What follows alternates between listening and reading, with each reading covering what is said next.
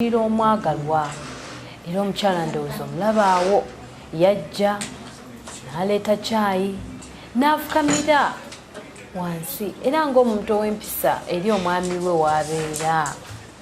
Omwami kyava amugamba ajjangu otuule wano era essowaani gye baalirako essowaani emu abaagalana obimanyi naawe abaagalana we babeera baatandika okunywa caayi waabwe mpola mpola nga bwe beerisaako. Omwami akwesa kikopo kya mukyala ndowooza omulaba amuliisizzaako musanyu eringi ennyo ennyo ddala.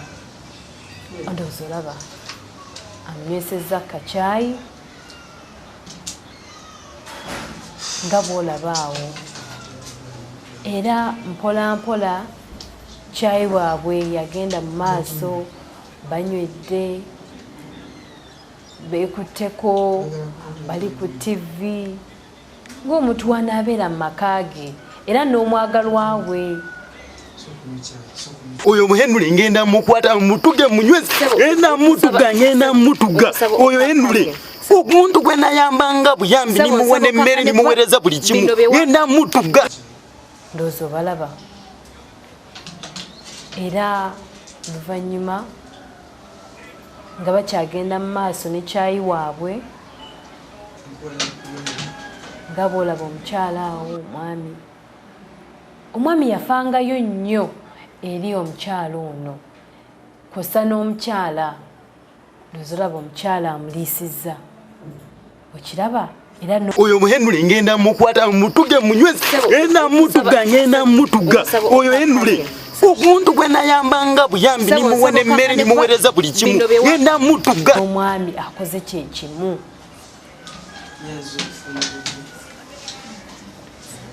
kyesimanyi oba neewa mupoliisa mazima ddala apoliisa ekyokulya banna pulira n'emirembe ginzigwedde omukazi wange mu butuufu sabokakane kubanga byenkulaga wano nuye bingi gano gakyali mabaga kubanga mukyala wo tumulabe enfunda nnyingi ndowooza olaba ne wano eno yajja bafumbye kacaayi naye sigala oyo ankola bubi mukwano ndeka naawe nyina ebizibu byange nze nyina ebizibu byange laba mukazi wange ebintu byankola. Oluvannyuma ennyo ng'enkuba emaze n'okukya twalaba Henry nga bw'omulabe awo ayera amazzi engeri enkuba gyali ennyingi ennyo gasobola ogenda ku shedi y'ennyumba ye era nga bulijjo akuuma kaffe tukateeka mu bifo by'otasuubira era ndowooza awo okalaba kalinga akali mu bikoolakoola ng'era omuntu tasobola kulowooza nakulowooza nti waliwo ekintu kyonna era mu process eyo ey'okwera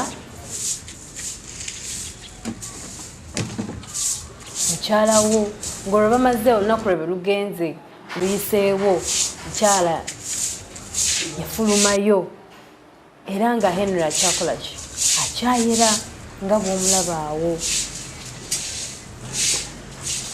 Ndowooza okiraba omukyala era nga bwegambye yafuluma lugero yajjiddemu ng'olwo lumaze okukala n'amuwahaga amusiibudde ab'omukwano nga bwe babeera ndowooza olaba abeenywegeddemu kaawo omukyala najja n'asiibula poza ate akomewo ewakaawo wabula engeri gyali omugezi ennyo yamakinga nga sure akomawo mu budde so that omusanga waka kyolw'ensonga gye wali okoze eki gye wali omulese era olunaku lwaffe lwakomekkerezaawo kwolwo olunaku mpozi ate ne tugenda ku nnaku ezaddira.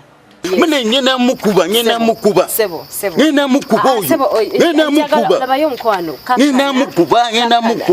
n'omusajja ngenda mugwa mukwate munyenye mutuge.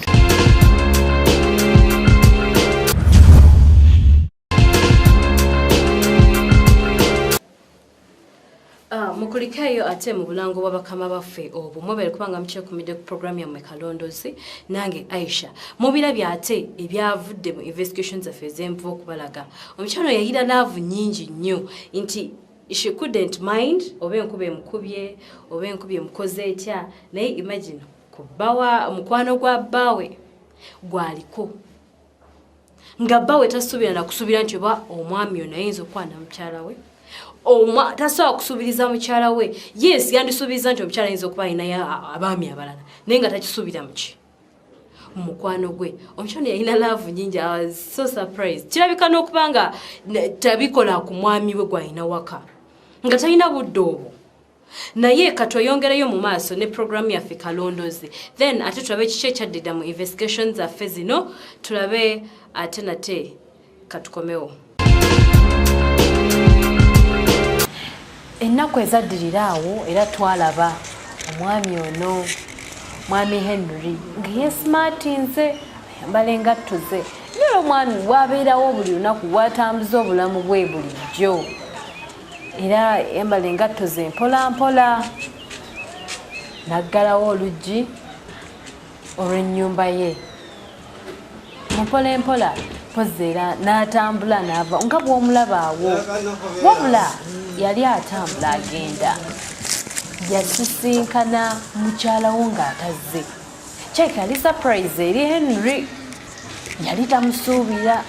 Either Henry alina gwe yali asuubira oba ng'alina gw'alese mu nnyumba. Kuba yamulemerako nnyo. Omukyala yaisistinga nnyo Henry okusigala bagende mu nnyumba. Nga bw'omulaba awo omukyala kati yeyeeguya n'okweguya. Gwe takyakuliiko. Omuntu omu gwafaako yekka ye Henry. Era ndowooza omulaba Henry amulemera kola yamugamba ajja tugende nzo sanze yina gyendaga. Kola kitosose kunkubira simu. Omukyala nga ye era yamugamba nze ssaawa eno nina gyendaga. Kola kitosose kunkubira simu nga tonnaba kujja. Omukyala ye nga kyaliko kintu kimu kusigala. Omukyala yalina omukwano mungi nnyo eri Henry. Era kyamuluma nnyo Henry okumuleka awantu awo okutambula n'agenda mu bibye. Yabeerawo kebbanga ng'era omulaba munakuwavu nnyo ddala nnyo. Era simanyi obulimi obwawulira asobola okubufuna nga gwakikoze ekyo. Omukyala eraba kimuyitiriddeko n'atambula n'agenda. Era olunaku lwaffe lwakomekereza awo ng'omukyala talina kyafunye wa Henry paka ate ku investigations zaffe ezaddirira. Olunaku olumu nga wayiseewo akabanga twalengera omukyala omu yajja era yabandula oluggi. Mwesebo ndiyo nimtera simu hano uyo stand tulikuwa nda kwa simu.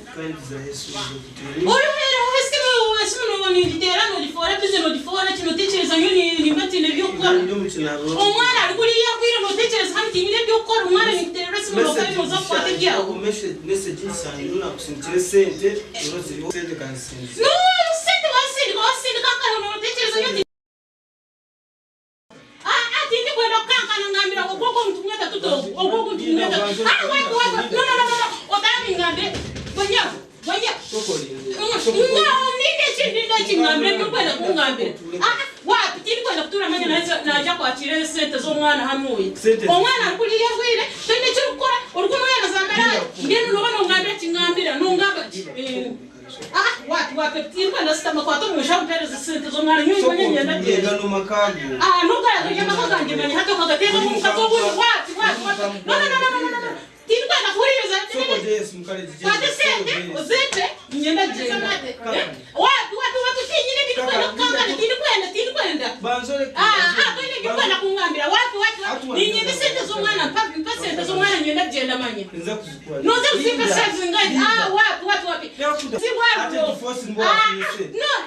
No wanda ndafuna sente nyenda sente zo mwana. Wapi. Tindi kwenda. No. What's up? Ninza leta sente zo mwana ziwaro yo kwimba ngaje no techereza tindi. Kuna nyako ndio msiba wiremilimo. Kuna nyako kano techereza ni za kuzani mzarachi ndio msiba wiremilimo. Ni wajana kwa kwa ndio